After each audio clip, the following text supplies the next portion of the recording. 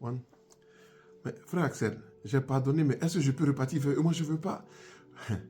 À ceux-ci, non, ils sont méchants, ils vont me faire du mal. Bon, vous savez, il y a une différence notoire entre le pardon et la réconciliation. Le pardon est pour soi. La réconciliation, c'est pour le corps du Christ. Ou encore, le pardon, c'est pour ta propre âme. La réconciliation, c'est pour ton esprit.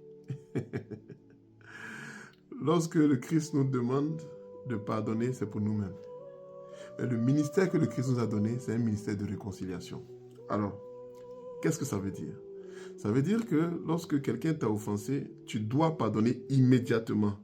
Mais la réconciliation, elle peut venir longtemps après. C'est un processus. Alors que le pardon doit être un choix. La réconciliation est un processus. D'accord? Le pardon est un choix. Tu choisis de pardonner immédiatement. Nous ne dormons pas avec la colère. Nous ne choisissons pas de rendre le coup pour que nous ne faisons pas ça.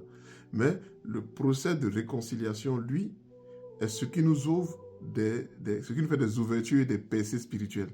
Donc, le pardon te protège des attaques, mais la réconciliation te fait des percées spirituelles. Quand tu te réconcilies ou quand tu permets à les gens de se réconcilier, ce que tu fais, c'est ouvrir des bénédictions pour ces personnes-là.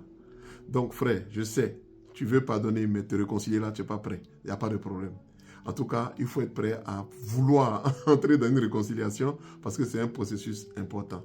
Voilà. Donc, si le pardon doit être immédiat, la réconciliation, elle, peut prendre du temps. Vous pouvez commenter en bas.